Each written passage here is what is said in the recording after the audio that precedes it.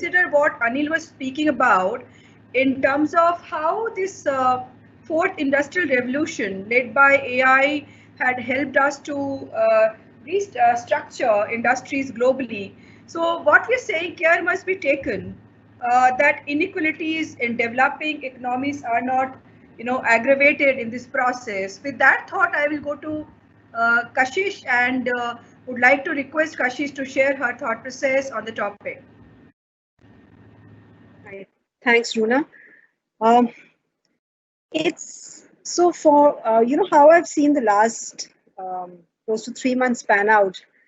There has been We are in the midst of challenging times, but uh, it's also been personally, when I look at it, it's also been a great opportunity to see uh, how the inept and in-depth capability that humans have to adapt and to stretch and to reinvent themselves. And I think there is where our DNA and our gene of innovation lies.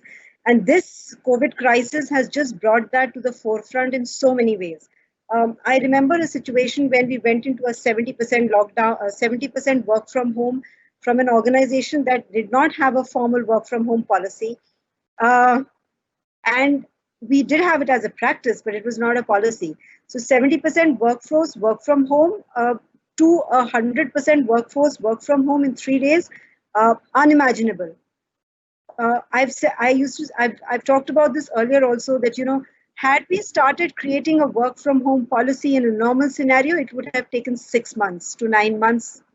If I am to be extremely ambitious and aggressive on my target, but here, because there was a situation, we all adapted. We realized the depth and the spine of our organization through a 20-year-old legacy that we have at NEC. A lot of things that we inherit and we talk about and embed in our behaviors in terms of our values was, I think, the one of the core guiding factors of us having been able to use the crisis to transform as HR, as an organization, into a completely digital workspace, from a meeting, from having multiple meeting rooms and trying to block meeting calendars and room spaces, to getting into a completely virtual workspace.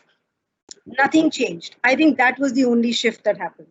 If I look back in retrospect, there is nothing that has changed.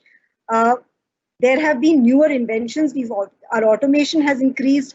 The number of tools that have come in have increased multifold. The way we evaluate and look at our business models has undergone a dramatic change, but that is something that we were anyway striving for in terms of our transformation journey. So there's far more agility today. So on the other hand, have I lost the human and the human touch and my impact? And I do hear a Sundar Pichoi and a Satya Nadella today talking about, yes, this is not a situation that can persist for long. But have I really actually, and I question myself, have I lost my human element as HR? No, I have not. Because today I connect more proactively with employees. Employee safety and health has always been my focal point. But today I am far more finicky about how I deal with it. I tell my employees many times in various platforms that please stay informed and keep us informed always. We are there for you round the clock. If you need any support, you're not getting essentials, let us know, we'll figure it out for you. But we are in partnership with you and we'll do this together. So that is where we've elevated. I also remember, about 4-5 years back, and I'm sure Runa would also be privy to and would have been a part of many discussions where we spoke about machines taking over and humans not being, becoming redundant, and how much of our workforce is going to go away.